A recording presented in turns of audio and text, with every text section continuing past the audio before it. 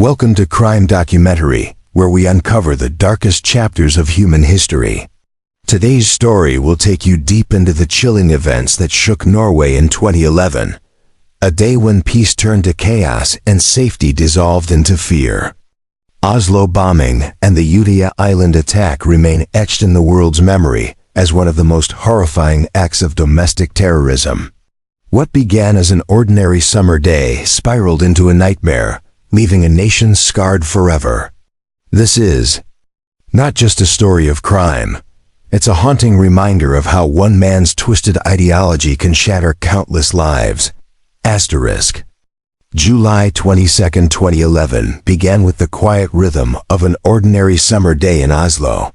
The sun hung high in a pale blue sky, its light washing over the capital in a warm glow that made the city feel calm and safe. People strolled through the streets without hurry, some holding shopping bags, others sipping coffee in outdoor cafes. Children's voices rose in playful bursts from the parks, mixing with the gentle hum of traffic. Government workers moved in and out of the tall buildings in the city center, papers in hand, conversations casual, nothing to suggest that in just a few hours the ground beneath their feet would shudder and split their world apart. The air carried the smell of summer, fresh-cut grass, warm pavement, the faint aroma of food drifting from street stalls. Norway had always felt insulated from the violence and chaos seen in other parts of the world. The people took comfort in that, believing that their nation's peace was something unshakable. It was a Friday, and for many, thoughts were already turning toward the weekend. Families planned barbecues, friends arranged to meet for evening drinks, and young people prepared to head out to the countryside or the fjords. In the government quarter, the tall, gray high-rise of the Ministry of Petroleum and Energy stood alongside other official buildings. Inside the offices, the usual shuffle of work continued, phone calls being answered, documents signed, meetings held. Outside, pedestrians crossed the streets under the steady watch of traffic lights, their faces relaxed, unsuspecting of the storm about to descend. Somewhere on the outskirts of the city, a man named Anders Behring Breivik was making final preparations. To the people of Oslo, his name meant nothing yet. He was a stranger in the crowd, invisible in his ordinariness, unremarkable to anyone who might have passed him. But inside his mind, there was a chilling sense of purpose. His white Volkswagen crafter van was loaded with a deadly cargo, a homemade fertilizer bomb of massive destructive power. He had built it over weeks, measuring and mixing chemicals in secret, studying instructions with meticulous care. The morning had passed for him in silence, his thoughts locked on what he believed was his mission.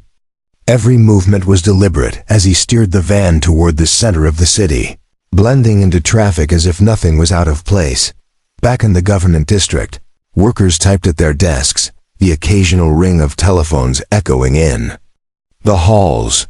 Security guards made their usual rounds, scanning ID cards, reading familiar faces. The sky above remained cloudless, the kind of perfect summer day that felt almost timeless. Across from the Prime Minister's office, people moved in and out of a bakery, its glass doors swinging open and closed, letting out the scent of fresh bread. A few tourists stood taking photographs, the architecture of the buildings behind them framed neatly against the sky. In the courtyard between ministries, bicycles leaned casually against metal racks, their owners likely inside, working or in meetings.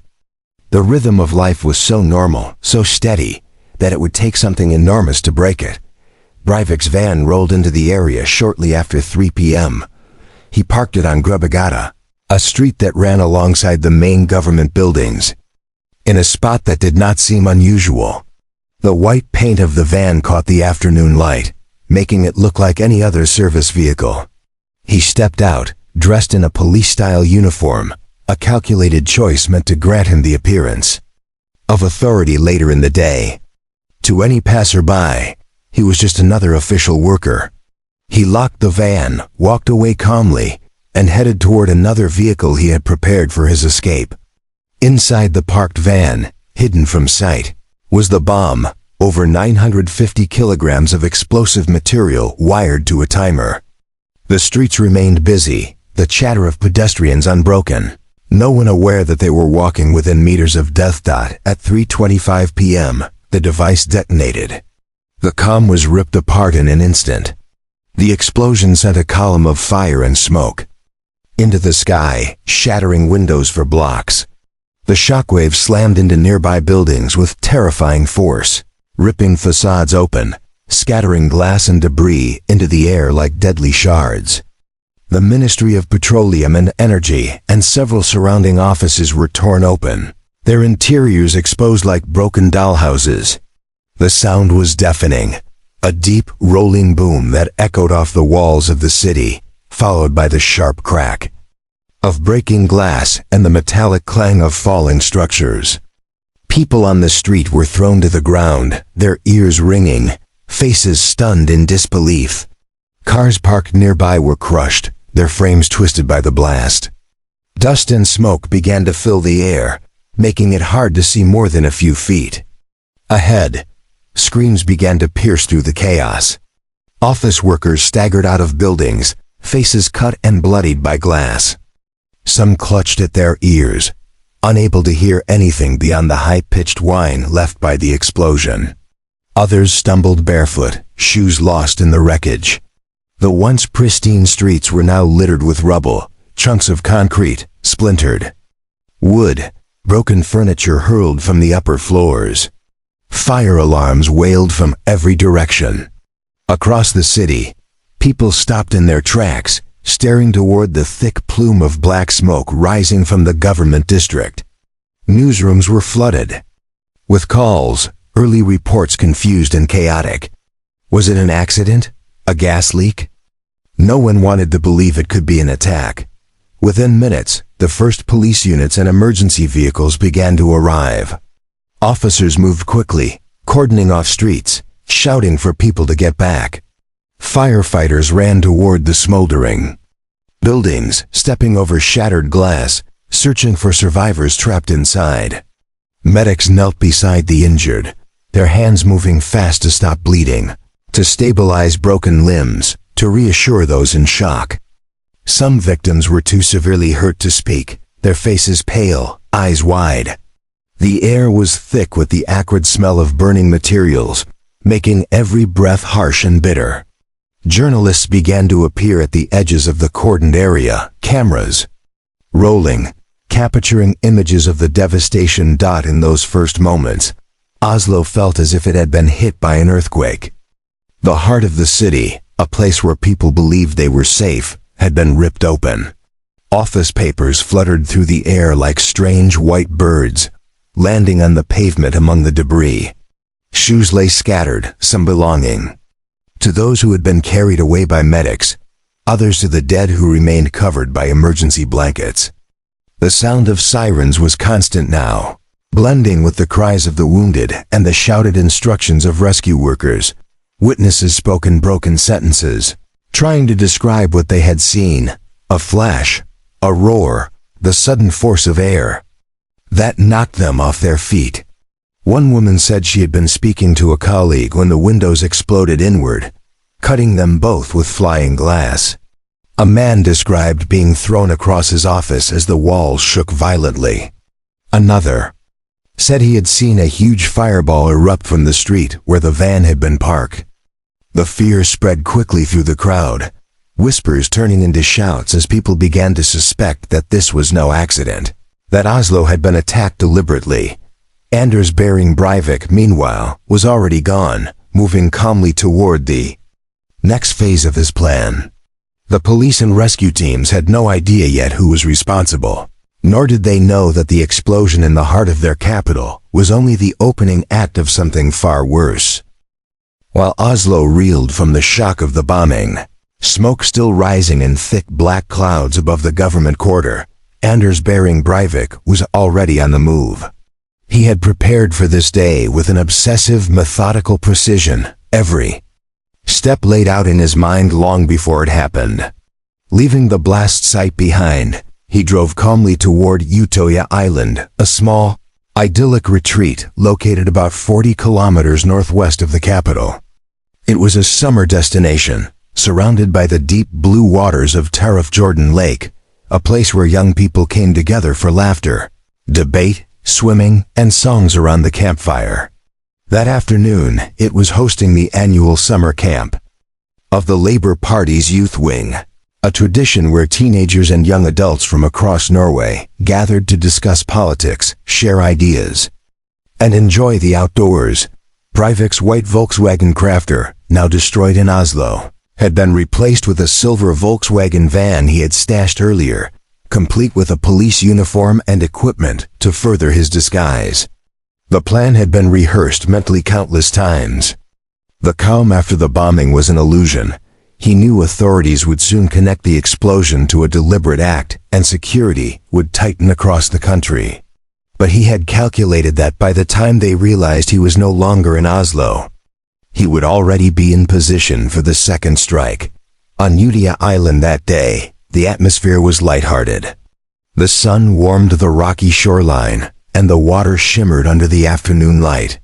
Campers lounged on the grass, chatting in groups, some kicking a football across the open field, others wading into the lake for a swim. Workshops and discussions had wrapped up earlier in the day, and many were looking forward to an evening gathering where speeches and music would fill the air. The island, though small, only about 500 meters from shore, was buzzing with youthful energy. Some were inside the main building near the dock, helping set up for dinner. Others were scattered along the trails that wove through the trees, their voices carrying faintly in the warm breeze. On the mainland opposite the island, a small dock served as the entry point for all visitors. It was here that Breivik arrived shortly after 5 p.m., dressed in his imitation police uniform, complete with insignia, boots, and a holstered handgun. His appearance was calculated to disarm suspicion. He carried with him a semi-automatic rifle, a Glock pistol, and several magazines of ammunition, all concealed within his gear. In his hand was a fake identification badge. The locals who worked the ferry to the island were accustomed to the occasional official visitor, especially in times of heightened alert, so when Breivik claimed he had been sent to secure the island following the Oslo bombing, his request to be ferried over did not raise immediate alarm. The short boat ride across the calm waters of Jordan gave him a clear view of the island. From this distance, it looked serene, the shoreline lined with trees and dotted with a few red-painted buildings. He could see small groups of young people near the pier, unaware that anything terrible had happened in Oslo just hours earlier. Mobile phone reception on the island was patchy in some areas, and the news of the bombing had not yet fully reached everyone. Some had heard vague reports, but did not know the scale or cause of the explosion. To them, Breivik's sudden arrival in uniform was more curiosity than concern. When the ferry reached the island's dock at around 5:17 p.m., Breivik stepped off with the calm, purposeful stride of an officer on duty. He was greeted by camp leader Monica Bze and another staff member, both of whom approached to ask about the situation on the mainland. Breivik told them there had been a serious incident in Oslo and that he was there for their safety. His voice was steady, his expression serious. Without warning, he drew his pistol and fired, killing them both instantly. The sudden sharp cracks of gunfire shattered the peaceful afternoon, sending a shockwave of confusion through the nearby campers. At first, many thought it was some kind of drill or strange prank, the idea that real violence could intrude on their island paradise was unthinkable. But as Breivik turned and began shooting at anyone within sight, panic erupted. Young people screamed and scattered in all directions. Some ran toward the cafeteria, others bolted for the forest paths, their feet pounding the dirt as they tried to make sense of the chaos. Those near the water's edge didn't hesitate. They jumped into the frigid lake, clothes and all, thrashing toward the distant shore in blind desperation. Breivik moved with chilling precision, He did not run. He walked steadily, scanning for movement, reloading smoothly when his magazines emptied. His rifle spat bursts of gunfire that echoed off the rocky cliffs, the sound rolling out across the water. Campers who tried to hide behind trees or rocks quickly discovered there was little cover on the island. Some crouched low in bushes, holding their breath, listening to the crunch of his boots drawing nearer. Others huddled together in cabins, pushing furniture against the doors in a desperate attempt to barricade themselves. Within minutes, the island's joyful energy had transformed into a scene of sheer terror. Those who tried to call for help often found the mobile networks overwhelmed or unreachable. A few managed to get through to police, gasping out fragmented reports. "There's a man shooting," dressed like a policeman. "People are down everywhere." But confusion reigned in the emergency lines. The first assumption among many officers was that the reports were somehow related to the Oslo bombing, not a separate ongoing massacre. From the mainland, residents around Tarif, Jordan began to hear the sounds of gunfire drifting across the water. Some thought at first it might be hunting, but the pattern was wrong, too rapid, too sustained. Then they heard the faint cries of people in the lake, voices carrying across the distance. Using binoculars, some locals saw figures swimming desperately, chased by the sharp splashes of bullets hitting the water around them. Without hesitation, a handful of civilians launched their small boats to try to rescue those in the water. They pulled shivering, terrified teenagers aboard, many of them sobbing uncontrollably, their limbs trembling from the cold and shock. Some had gunshot wounds. Others were so exhausted they could barely hold onto the boat's edge. Meanwhile, Breivik continued his methodical sweep of the island. He called out at times, claiming to be there to help, tricking some into revealing their hiding spots. When they approached, thinking safety had arrived, he shot them at close range. The deception was as cruel as the violence itself, preying on the natural instinct to trust someone in uniform. His training and preparation were evident in the way he moved, checking angles, controlling his pace, conserving ammunition. Back in Oslo, police were still grappling with the aftermath of the bombing. Roads were closed, the city center sealed off, and resources were stretched thin. The reports of a shooting on Utøya took time to filter through the chaos. The police tactical response unit, Delta, was dispatched, but the journey to the island was complicated. They had to travel by road to the ferry point, and once there, found that the ferry had already been taken to the opposite side. A small team scrambled to find alternative boats, but precious minutes were slipping away with every delay. On Utøya, the slaughter continued. The air was filled with the sounds of gunfire, screams, and the occasional desperate plea for mercy. Survivors hid under piles of brush, pressed themselves into crevices in the rocky shoreline, or lay motionless under the bodies of friends, hoping the killer would pass them by. In the distance, the Norwegian flag fluttered on its pole, a silent witness to the unimaginable horror unfolding below it. The water around the island was dotted with heads, some moving, some still, as the desperate swim to the mainland continued. Breivik's face remained expressionless, his breathing steady. To him, this was the execution of a mission he had long envisioned, a violent statement against the political ideology represented by those on the island. But to his victims, he was a nightmare given human form, a figure who seemed to appear wherever they ran, unrelenting, unstoppable. For more than an hour, Utøya Island became a nightmare that seemed to have no end. Anders bearing Breivik moved with a slow, almost deliberate pace through the wooded paths, open clearings, and shoreline, his dark police uniform blending into the shadows of the trees. The sun still shone brightly over Tarif, Jordan, but for those trapped on the island, it felt as though the world had turned cold and alien. The sharp crack of gunfire echoed again and again, bouncing off the water and the rocky cliffs, each shot followed by screams that cut through the air like jagged glass. Some of the campers were huddled in the small, meeting rooms of the main building. Their backs pressed hard against the walls, their hands trembling as they tried to remain silent. Others crouched behind thick trunks of pine trees, feeling the rough bark against their skin, trying not to gasp for breath too loudly. Many clutched mobile phones, frantically redialing emergency numbers, whispering their location into the receiver when someone picked up. "He's still here. He's shooting. There are so many down." But for those on the other end of the line, miles away in control rooms already overwhelmed by the chaos in Oslo, the full reality of what was happening had yet to crystallize. Breivik's boots crunched over gravel as he walked toward the island's southern tip, his rifle raised, scanning the terrain. He paused at times, tilting his head slightly, listening for movement. Every sound, a snapped twig, a splash in the water, a muffled sob, was a signal. When he heard it, he moved in that direction. At one point, he stepped out onto a rocky outcrop where several teenagers had climbed down, trying to hide among the boulders that dipped into the lake.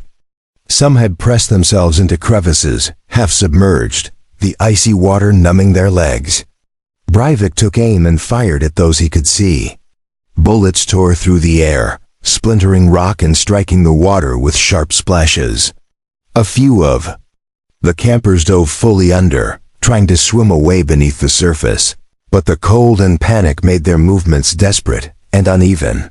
Across the water, residents on the mainland could now see clearly that something horrific was unfolding. Small boats that had set out earlier were returning with survivors, their decks slick with lake water and sometimes blood, the rescued shivering under hastily thrown blankets. Some boat owners turned around immediately to make another trip, ignoring the risk of being shot at from the island shore. They maneuvered carefully, pulling people from the water, some of whom were so exhausted they couldn't even lift their arms. On board, these survivors gasped for breath, coughing up lake water, their faces pale with shock. Some whispered the same thing over and over. "He's dressed like a policeman. He's killing everyone." Back on the island, Breivik's movements were as methodical as they were merciless. In the forested interior, small groups of campers tried to move silently from one hiding place to another, but the sound of gunfire seemed to come from everywhere. A few tried to make it to the island's northern shoreline, hoping to swim the shorter distance to safety. Others stayed hidden, pressing themselves flat to the ground, hoping the shooter would miss them entirely. One young girl lay in a dense patch of undergrowth with three others, barely daring to blink as Breivik's footsteps passed within meters of where they hid. They could hear the metallic clink of his ammunition magazines, the faint rustle of his uniform, and the measured rhythm of his breathing. In the main building near the dock, several teenagers had barricaded the doors with tables and chairs. They whispered among themselves about what they should do if he got inside. The sound of his shots outside came closer, then drifted away again, only to return minutes later. Every time the gunfire stopped, they wondered if it was over, only to be jolted by another sharp burst that made them flinch. Some called their parents, speaking in hurried, broken sentences. "There's a man, he's shooting everyone, I love you. Please tell them where I am." Others sent text messages with their location pinned, hoping the police would reach them in time.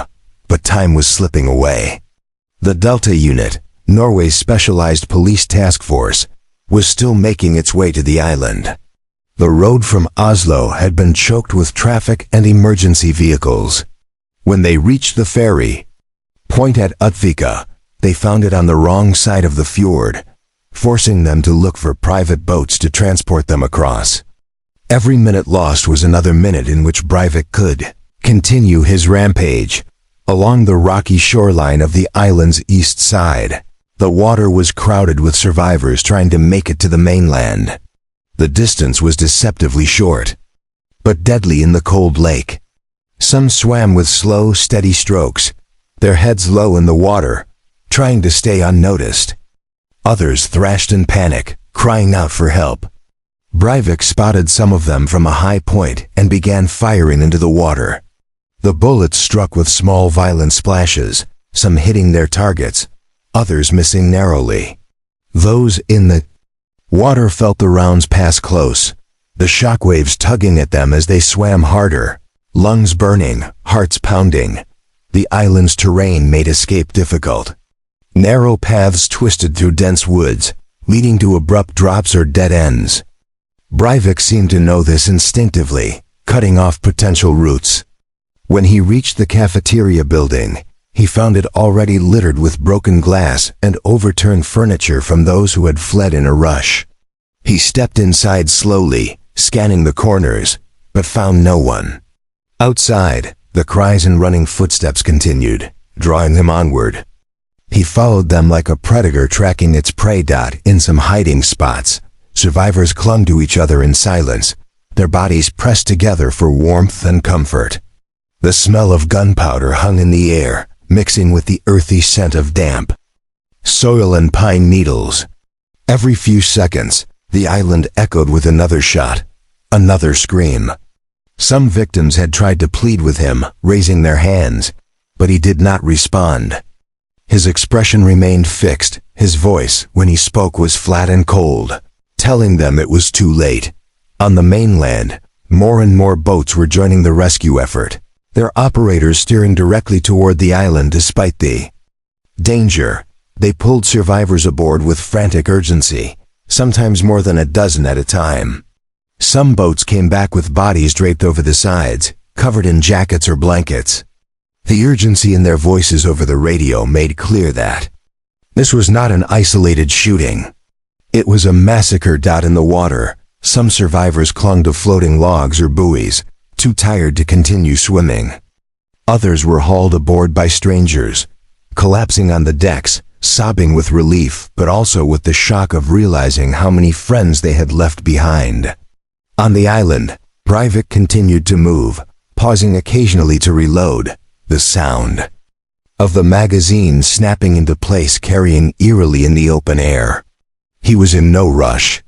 He seemed to know that he still had time before any armed response could reach him.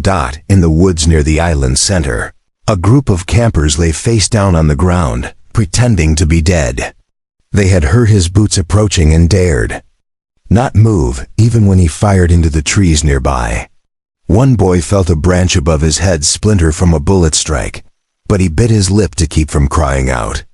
Breivik passed within arm's reach, his shadow falling across them, before turning toward another path where movement had caught his eye. The minutes dragged like hours for those still alive on the island. Some could hear the sound of sirens, faintly from the mainland, but they were too far away to offer comfort. Others kept their eyes fixed on the water, praying to see the shape of a police boat or a rescue craft. Breivik's steady pace gave the impression that this was not a frenzied attack, but an execution carried out with grim focus. Every time the gunfire stopped, survivors would take in quick, shallow breaths, only for the next burst to send them back into paralyzing fear. When the Delta unit finally reached the mainland opposite Utøya Island, the air was thick with the sound of sporadic gunfire and the cries of survivors being pulled from the water. The sun had begun to dip slightly in the sky, casting long shadows. Across the fjord, police officers moved with urgent precision, boarding any small craft that could carry them across. Some wore black tactical gear, weapons ready, eyes scanning the shoreline as they approached. They knew from radio reports that the gunman was dressed like one of them, an unsettling detail that sharpened their focus. In the boats, the officers felt the vibration of the engines through their boots, the cold wind biting their faces as they neared the island's dock. On the way, they passed the exhausted, terrified faces of young people huddled in rescue boats, some wrapped in blankets, others barefoot, their skin pale from the icy water. Many had wet hair clinging to their foreheads, eyes wide and unfocused, unable to form words. On the island, Breivik was still moving. His ammunition was running low, but his pace remained steady, the same unhurried rhythm that had defined the past 75 minutes of violence. He had killed without resistance, without interruption, and now the end of his plan was approaching. By the time the first police boat touched the island shore, the ground was littered with the remnants of the day, shoes without owners, dropped phones, backpacks with zippers half open, papers and leaflets scattered by the wind and the still, silent forms of those who would never go home. The officers disembarked quickly, their boots thudding against the wooden dock. They moved in teams, sweeping the immediate area before pushing into the wooded paths. Every sense was on high alert. They didn't know if there were multiple shooters, if explosives had been planted, or if the man they were hunting was waiting. In ambush, the smell of gunpowder hung heavy in the air, and the distant sound of someone crying carried over the lake. The first team spotted Breivik not far from the island's center, standing in an open area near a small path. He did not run. Instead, he raised his hand slowly, his weapon hanging from a strap, and declared that he was surrendering. The arrest was swift. Officers closed in, securing his weapons and placing him in restraints. There was no struggle, no last attempt to escape. He looked at the officers with a detached expression, as if what had happened was already done and could not be changed. For the police, the priority was no longer just to capture him. It was to search every inch of the island for survivors, to find those hiding in fear that the nightmare was still unfolding. The search lasted for hours. Officers and rescue workers moved through the trees, calling out in calm, clear voices to coax terrified teenagers from their hiding places. Some survivors emerged from the waterlogged shoreline, shivering and stumbling, their lips blue from the cold. Others were found under piles of brush or inside buildings, clutching one another tightly. Many asked the same question over and over. Is it safe? Is he gone? Medics moved swiftly from one person to another, tending to gunshot wounds. Hypothermia, shock. The scene was both a rescue operation and a crime scene, every moment tinged with grief. By the end of the night, the full scale of the horror had become clear. 77 people were dead, 8 from the bombing in Oslo, and 69 from the shooting on Utøya, most of them teenagers between the ages of 14 and 19. Dozens more were wounded, many critically. In the hospitals of Oslo and nearby towns, doctors and nurses worked tirelessly, performing surgeries deep into the night. Waiting rooms filled with parents desperate for news, clinging to photographs of their children, dreading the sound of footsteps that might bring the worst news imaginable. Across Norway, the shock was immediate and profound. This was a country unaccustomed to mass violence, a place where political debates were passionate but peaceful, where summer camps were meant to be places of safety and joy. Vigils began almost instantly. In Oslo, people gathered near the bombed government buildings, placing flowers, candles, and handwritten notes along the barricades. On Utøya's shore, boats lined up in silent tribute, their flags lowered in mourning. Churches opened their doors to all, offering space for prayer, reflection, or simply a place to sit quietly in the company of others who shared the same grief. The following days were filled with funerals, each one a devastating reminder of the lives cut short. The Prime Minister of Norway, Jens Stoltenberg, addressed the nation with a voice heavy with emotion, declaring that the country's response would not be fear or hatred, but more democracy, more openness, and more love. His words resonated deeply with a population struggling to comprehend how such violence could erupt from within their own borders. Breivik's trial would come the next year. In court, he showed no remorse, calmly explaining his actions as part of an extremist ideology.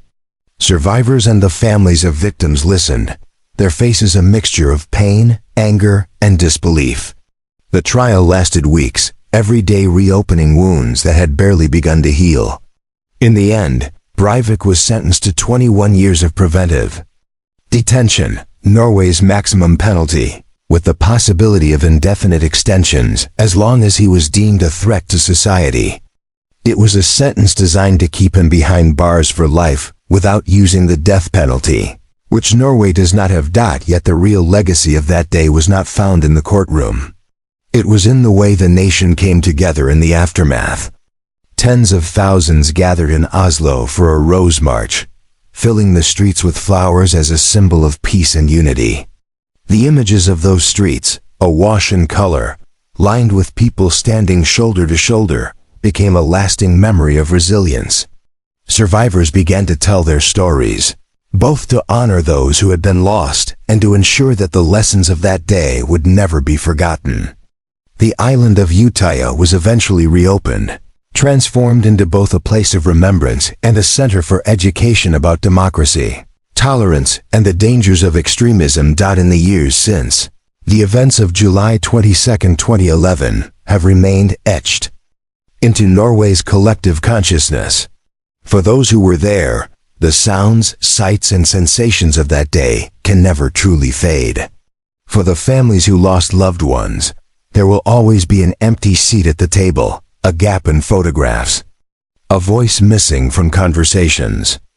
But alongside the grief, there is also a story of courage, of those who risked their lives to save others, of strangers who rushed into danger to pull people from the water, of a nation that refused to let hate define it. The Norway Massacre of 2011 stands as one of the darkest chapters in the country's history, a brutal reminder of the harm a single individual can inflict. But it is also a testament to the enduring strength of a society bound by compassion and a belief in the values that violence sought to destroy. The streets of Oslo, once filled with the echoes of an explosion, now carry the quiet hum of daily life again. Utøya, once the site of unimaginable terror, now welcomes voices of young people once more, their laughter and conversations carried across the water, defying the silence that the gunmen tried to impose. What happened on that summer day will never be erased, nor should it be. It is a scar that tells a story of loss, of survival, of the power of a community to stand together in the face of horror. And as the years pass, the memory of those who were lost continues to live on in the hearts of those who remain. A reminder that even in the face of the deepest cruelty, humanity's capacity for unity and love can shine brighter than the darkness that sought to overwhelm it.